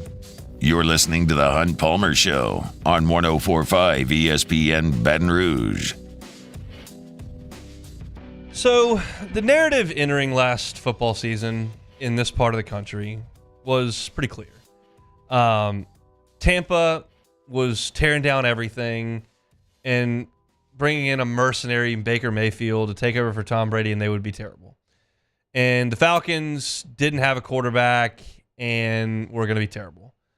And the Panthers had a rookie quarterback and new coach and were going to be terrible. And the Saints had a roster full of aging players, but productive ones, and upgraded at quarterback to a serviceable player and would very likely be the best of the worst, meaning the division. That was the narrative right here in South Louisiana. And I don't think it was that far off. Carolina was probably worse than we thought. They were atrocious. They fired their coach in the middle of the season. Atlanta played quarterback shuffle and never got out of neutral. And somehow, some way, Tampa scraped it together, and Mike Evans went over 1,000 yards again, and Baker played really well early and really well late. And the Saints were bad, just mediocre at best. And instead of the Saints being the best of the worst, Tampa was the best of the worst. And then the bottom fell out with Philly, and Tampa won a playoff game, but we weren't completely off with the narrative. And as I sit here in March, understanding that there are a lot of dominoes yet to fall in terms of roster building between now and when they kick it off after Labor Day, I still feel like the division is very much up for grabs. I don't think I could look, and I'm not even counting Carolina in this point because they got a lot to prove before they're even mediocre. If you look at the other three teams, and I look at New Orleans, and I see a roster with a bunch of holes, and I look at Tampa, and I say, okay, you going to prove that that was legit, or let's see. I'm not ready to just tell you they're going to win 10 games next year. I'm going to look at Atlanta, and there are some storylines developing that are worth paying attention to if you're a fan of the Saints. And one of them that's catching a lot of steam is Kirk Cousins to Atlanta. Now, there's some Justin Fields to Atlanta as well because he's an Atlanta guy, but it feels like maybe Kirk Cousins might be their preference. And so I wanted to kind of look into that and see what that would mean to the South, in my opinion. This Atlanta team last year was okay on defense. They were 11th in the league in total defense. They were 8th in pass defense, just 20th in run defense. Middle of the pack at 18th in scoring defense. And they were really good in the red zone and third down, top 5 in the NFL in the red zone and third down. They were fine. And you bring in a defensive-minded coach, Raheem Morris, and you figure they should be a decent defense next year. I don't think they'll be third in the league. I don't think they'll be 26th. I think they'll be a functional defense. On offense, they couldn't find their way. They were 22nd in the NFL in pass offense in yards per game. They were 25th in the NFL in passing attempts per game because they didn't trust Taylor Heineke or Desmond Ridder. They were 8th worst in the NFL in terms of interceptions, and they obviously weren't throwing it very much, 25th in the league in attempts. They were 26th in passing touchdowns and 27 in QBR. The only teams in the NFL that posted a worse quarterback rating than Atlanta last year were the Raiders, the Panthers, the Patriots, the Browns, and the Jets. That's not exactly fantastic company to keep. So they've abandoned the experiment of Desmond Ridder, and it's not going to be Taylor Heineke's team. They've got to make something happen at quarterback, and it sounds like Kirk Cousins may be the guy. So if you plug Kirk Cousins in, and you get the Kirk Cousins from the last 10 years, you've significantly upgraded. Kirk Cousins threw for 4,000 yards in 15, 16, 17, 18, 20, 21, and 22. The 2 years he didn't, he threw for 3,619 in 15 games, and then last year he only played half the season and threw for 2,331. He would have thrown for 4,000 more. He throws for 4,000 yards and 25 to 30 touchdowns every year. Now, you can say he's a little bit of a goob when he says, you like that, you like that. You can say he doesn't win in the playoffs, and you would not be wrong on either account. You could also say he's 36 years old and coming off an Achilles injury, and you would not be wrong about that. But I think at 36 years old, with Bijan Robinson and Tyler Algier, who combined with Cordell Patterson to be a top 10 running offense in the NFL last year. They ran it ball. They were third in the NFL in rushing attempts last year. With Drake London, Van Jefferson, who's always kind of been a nice 2-3 type guy. With Kyle Pitts, who's a freak. That should be, at worst, a middle-of-the-pack offense with a middle-of-the-pack defense. I don't think that makes Atlanta a Super Bowl contender. I think it makes them the favorite in the NFC South. Again, we got to see the draft. There's a lot of free agency that's got to happen. There are so many variables here that I'm certainly not about to take a flag and plant it here atop the South with a big dirty bird on it. That's not the intention. I'm just giving you my opinion here. I think the Saints are moving backwards. I think they got a bad coach, and I think that they've got some holes in their roster. Maybe the offense finds a new gear because of Kubiak, and that'd be awesome. I think the Tampa takes a step back because I don't trust Baker Mayfield in that roster. And I think Carolina is not even worth talking about. But if you take what I laid out as a mediocre NFL defense that's very league average, a above average running attack with real weapons on the cheap, high draft picks at wide receiver, starting with Drake London and Kyle Pitts at tight end, and you give me a quarterback that throws for 4,200 yards every year, I think that's pretty formidable. I don't know if Raheem Morris can coach. His career record would say he can't, but we'll see. And again, I'm not trying to vault Atlanta to the top of the NFC, although the NFC is a little weak in my opinion. I'm just looking at the South going, well, I think I kind of feel like about Atlanta like I did about the Saints last year.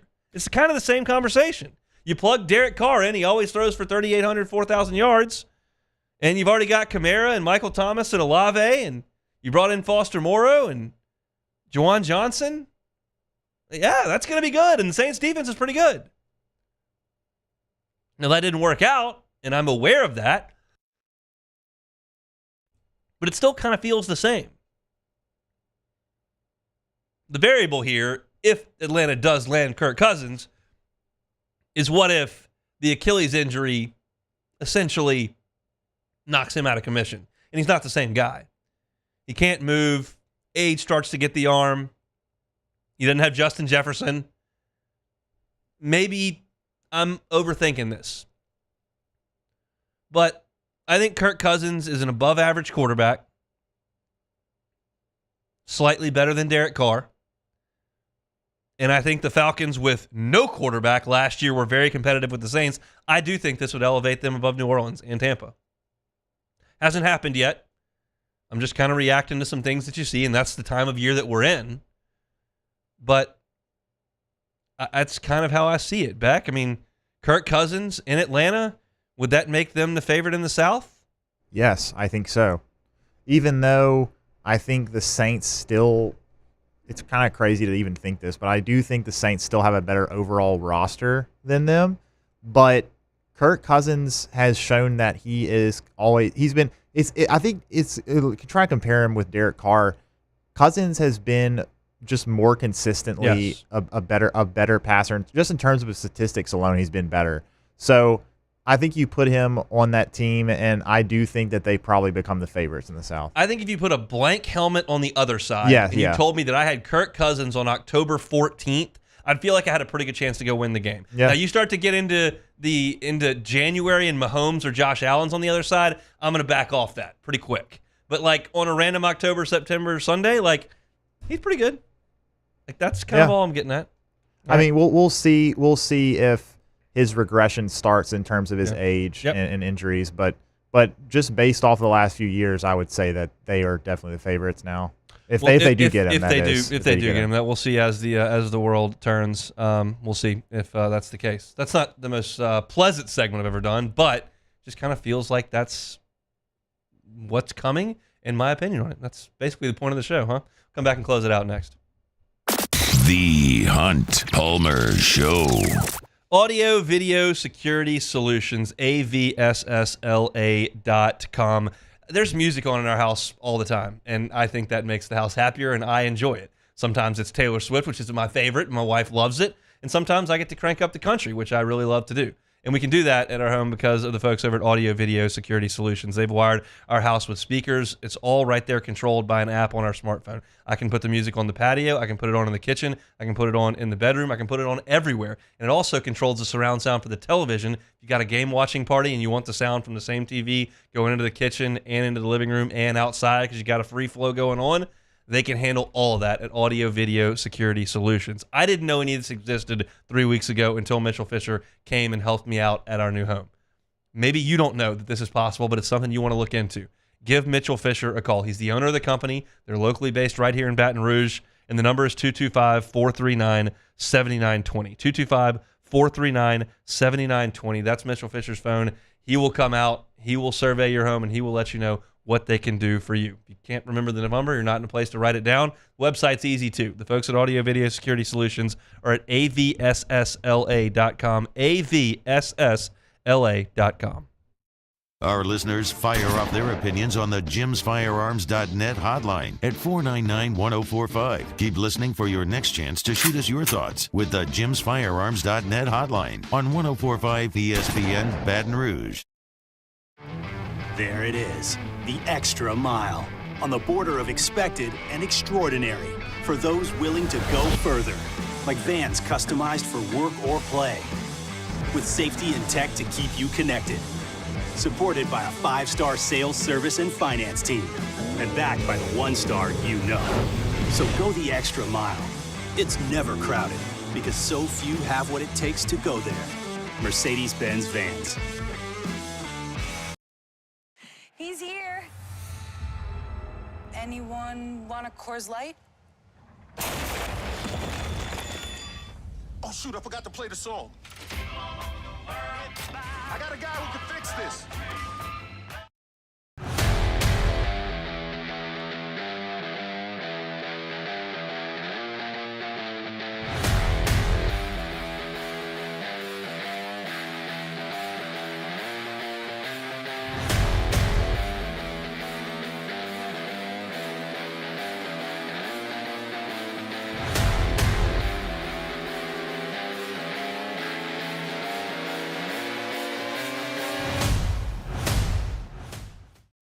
Hey, it's Matt Moscona. For years, you've heard me tell you about Insurance Network of Louisiana, helping you find better coverage for less money. But it's not just for your home and auto. They also offer commercial property. So, retail stores, professional offices like doctors, dentists, attorneys, clothing boutiques. Insurance Network of Louisiana can find you better coverage for less money. They service the entire state of Louisiana, and they're local. So call today at 293-0450 or lainsurance.net.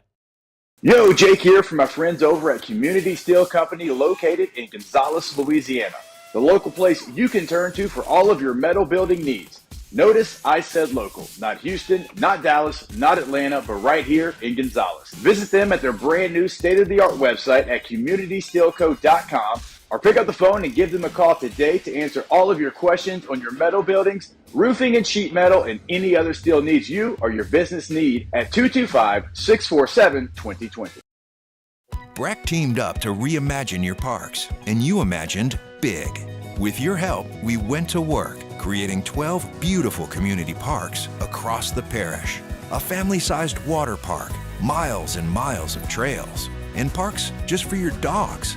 There are more places to splash, to explore, to run wild, and even soar. You imagined, we delivered gold. Breck, your #1 park system in the nation. At Relief Windows, we're more than windows. We're windows, doors, hardy plank, and vinyl siding. But our #1 product is always customer satisfaction. Visit us online. The Bench with Jacob Hester and T-Bob Hebert. Mornings from 7 to 10 on 104.5 ESPN Baton Rouge.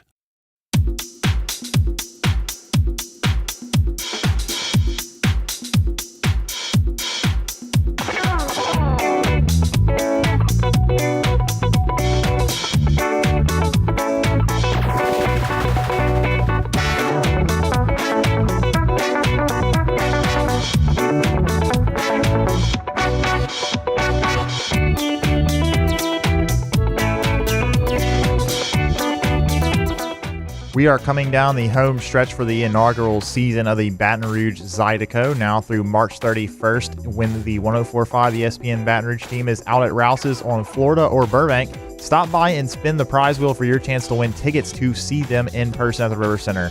For more information and to purchase single game tickets, visit drprohockey.com. You're listening to the Hunt Palmer Show on 104.5 ESPN Baton Rouge.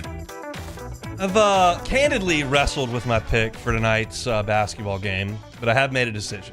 I'm going to go with the Hogs, unfortunately. Wow. They do have a little bit of firepower, and I think Baker's going to struggle with Brazil. It's a bad matchup for him. So I'm hopeful that they play like they did against Vanderbilt last week, and LSU just wipes the floor with them. But you've been pretty good with your picks this season. I have season. been kind of in tune with this LSU basketball team, so hopefully I'm dead wrong tonight, and I certainly think LSU will take care of Southeastern. Hopefully Kate Anderson is awesome. The question is, which one will I put on the big screen? Which one will I watch on the computer because we're talking about games that both start at 6 o'clock. Well, the answer is a little more complicated than that. Cassie, we'll open your mic here. Beck, y'all are both at a little bit different stage in your life than I am. When I say the word Bluey, do you know what I'm talking about? Yes. I do. Okay. Well, I'll be watching Bluey when these games start because Bluey's downtown at the River Center. Bluey's big play or something. I don't even know what it is. But my kid is obsessed with Bluey. There are very few things on earth that he knows what they are. Bluey is very much one of them. He loves to dance to the theme song. He loves Bluey and Bingo. For those that don't know, it's an Australian cartoon I think it's about like a family biggest, of dogs. It's like the biggest kids show right now. And I will say this, because I've lived through about a year and a half now of Blippi and Miss Rachel, and so Bluey is awesome. I love Bluey. It's actually watchable. They're like 7-minute episodes. They're funny for adults too. Like I love Bluey. I'm so glad we're done with Blippi and Miss Rachel. I'm curious if he's going to be able to grasp this whole there's a play going on and it's Bluey even though it's not in the living room. We'll see. But I will not be live watching either LSU baseball or LSU basketball tonight. I was texting my friends like life moves at you fast. This would have been like a huge day for me to watch baseball and basketball at the same time, and instead I'm watching a cartoon dog on a stage downtown. So you're right. Full report to come on tomorrow's show. Yeah. We'll need to hear about how the show was and if it was worth it. Let's play Take It or Leave It.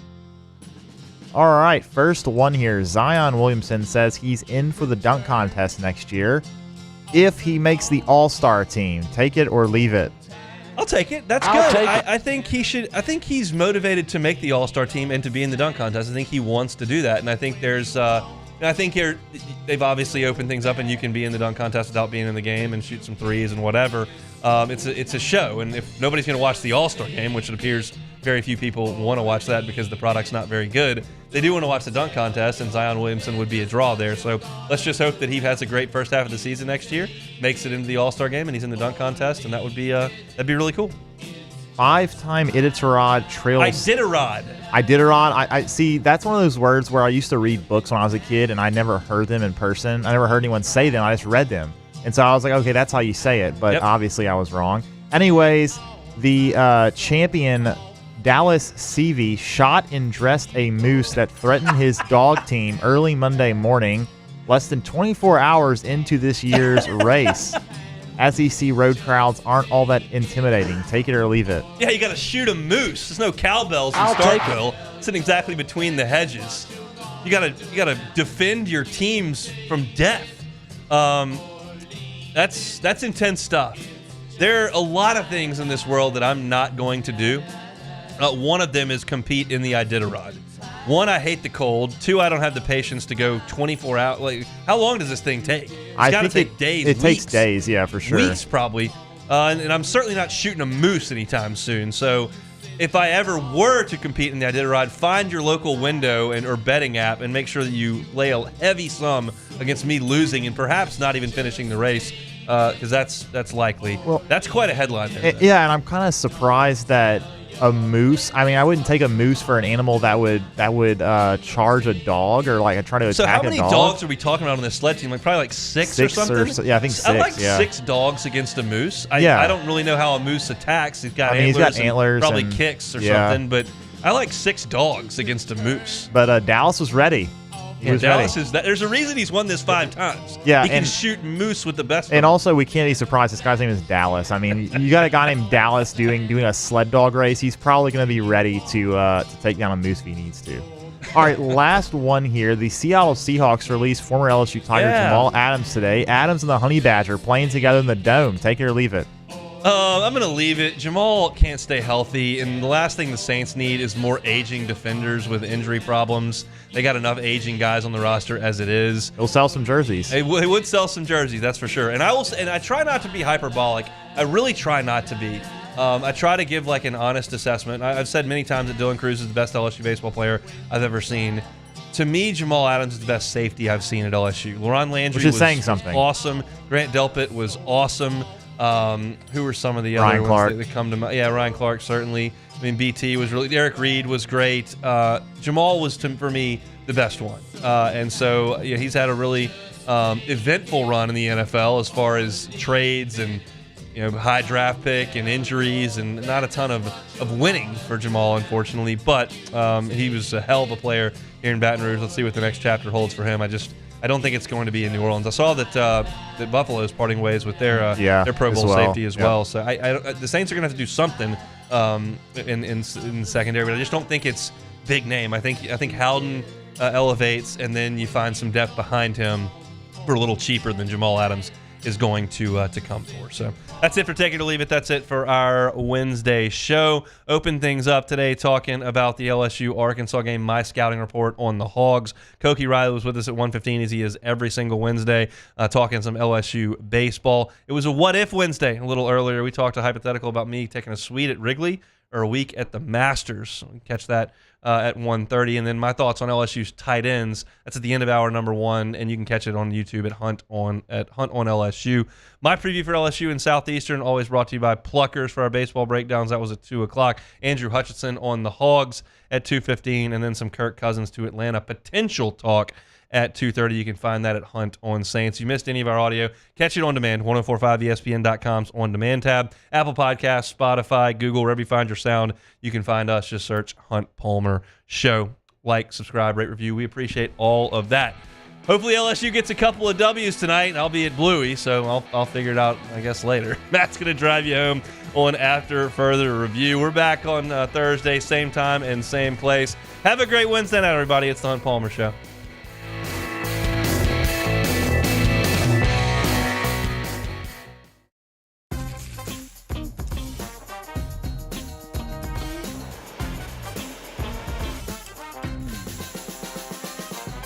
The best kept secret in town is out. Discover Tallulah at the Renaissance Hotel on Bluebonnet. Power up your next project with John Deere Deals by Sunshine. Whether you're working hard or playing hard, our knowledge